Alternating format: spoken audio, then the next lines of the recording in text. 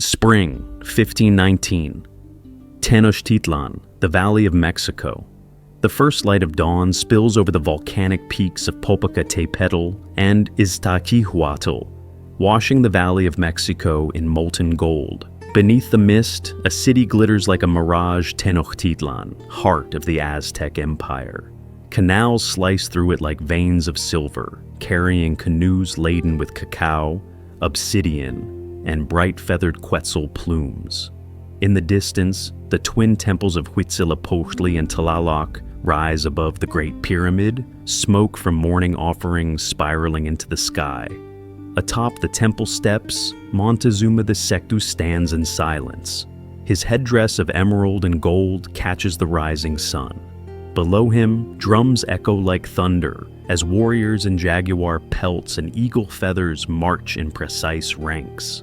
Each step, each chant, binds the empire together, from the misty jungles at the Maya frontier to the coastal provinces that bleed tribute into the capital. The people believe themselves chosen by the gods, their empire, the center of the world. To sustain the balance of life, blood must be given. On the temple's high stone altar, priests raise obsidian blades that catch the light like black fire. The heartbeat of the city quickens as chants ripple through the crowd, ancient and solemn. In the distance, a trader arrives breathless from the coast. His canoe cuts through the water, scattering the reflection of temples and towers. He kneels before the priests, eyes wide, his voice trembling. Strangers have come from the sea, men with faces pale as bone and beasts tall as houses. The priests glance toward the horizon, a faint smudge of smoke where the world meets water. Montezuma listens in silence. He has heard the omens, a comet blazing across the night sky, strange lights over the lake, statues weeping blood. The calendar priests whisper that the god Quetzalcoatl, the feathered serpent, is fated to return this very year. As the emperor walks through the sacred courtyards, the camera follows him past shimmering walls of turquoise and gold, past libraries of painted codices and gardens filled with birds from every corner of his realm. The narration slows, reverent. Here, at the height of its glory, the Aztec Empire ruled over millions, its laws firm, its rituals eternal. Yet even as the city thrived, destiny was already sailing toward it. The day fades into crimson twilight. Torches flicker along the causeways as Montezuma gazes east across the lake. Somewhere beyond that distant horizon, sails catch the wind, white, foreign, unstoppable. A thick fog clings to the shore as enormous wooden beasts rise from the mist. Their sails, pale as bone, billow in the wind, crosses etched upon their fabric. To the watchers on the beach, it is as if the gods themselves have arrived riding mountains of wood. These are the ships of Hernán Cortés, carrying 600 men, a handful of horses, and the weight of destiny. The sound of waves is broken by something new, the creak of rope, the clash of steel, and the snort of beasts unseen in this land before. When the first horse steps onto the sand, the gathered Aztec envoys recoil. The animal's eyes flash white. Its armored rider gleams beneath the tropical sun.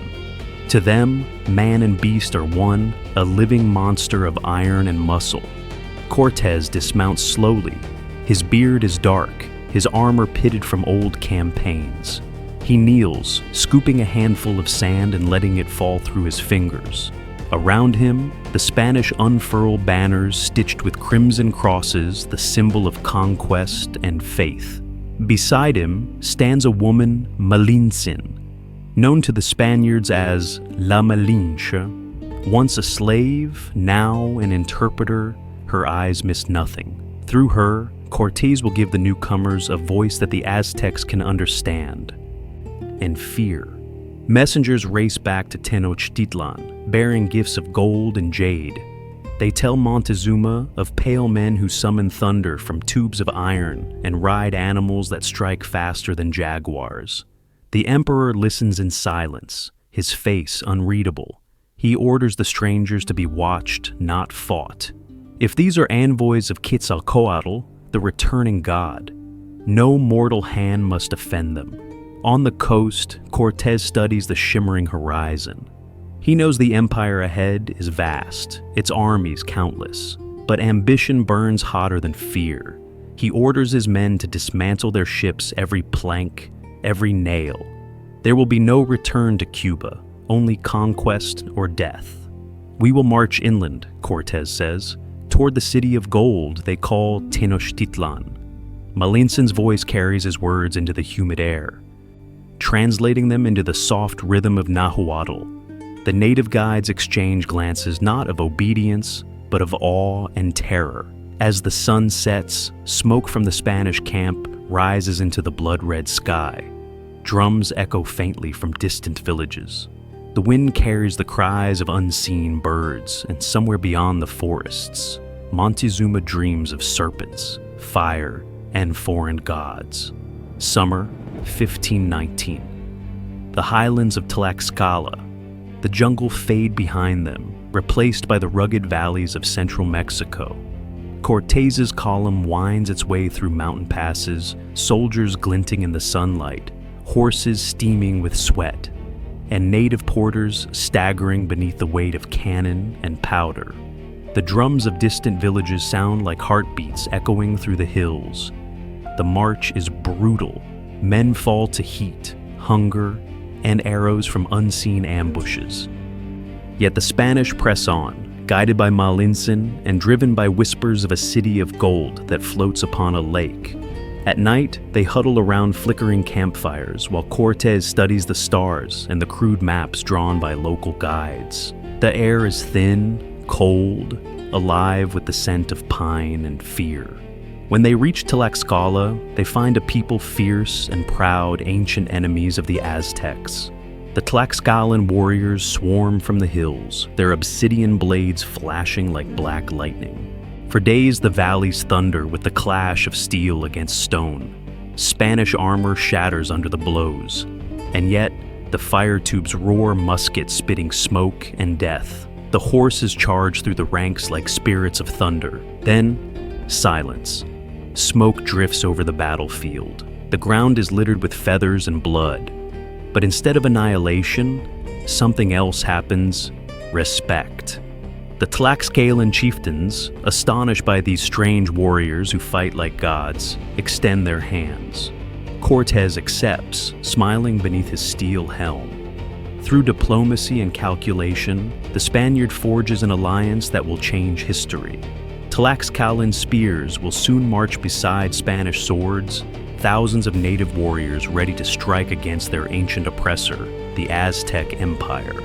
Weeks later, the Allied army moves west, across ridges and plains. Ahead lies the Valley of Mexico, a vision that stops even hardened conquistadors in their tracks. There, shimmering upon the blue waters of Lake Texcoco, rises Tenochtitlan, a city floating on causeways and bridges, its temples reaching toward the heavens. "By God," murmurs one soldier, crossing himself. It is like a dream of paradise. The camera sweeps over the city, gardens upon rooftops, aqueducts carrying crystal water, and marketplaces alive with thousands of voices. Cortez's gaze hardens. To him, it is not paradise, it is a throne waiting to be taken. When he finally meets Montezuma, the moment hangs like a knife in the air. The emperor, draped in gold and jade, descends from his litter in silence. He greets Cortez with solemn dignity. Placing a garland of flowers around the Spaniard's neck, the ancient gesture of welcome and surrender. "You have come from afar," Montezuma says through Malintzin's voice. "Perhaps you are the ones foretold to return." Cortez bows, his eyes unreadable. "We have come," he replies, "in peace." But even as the words leave his lips, the camera lingers on the Spanish soldiers, their armor glinting beneath the sun, their hands resting on swords, their gazes fixed upon the glittering heart of the empire. Tenochtitlan opens its gates, and destiny crosses the threshold. Summer, 1520. Tenochtitlan. The lake city lies beneath a sky of smoke and sorrow. Drums no longer beat for glory, but for war. The uneasy peace between the Aztecs and the Spaniards has shattered. In the shadow of the great temple, Spanish soldiers seize gold idols, melt them down, and tear sacred banners from the shrines. Rumors ripple through the streets. Montezuma is no longer emperor, but prisoner in his own palace. Inside his chamber, guarded by men in steel, Montezuma speaks softly through the lattice window to the crowd outside. "My people," he pleads.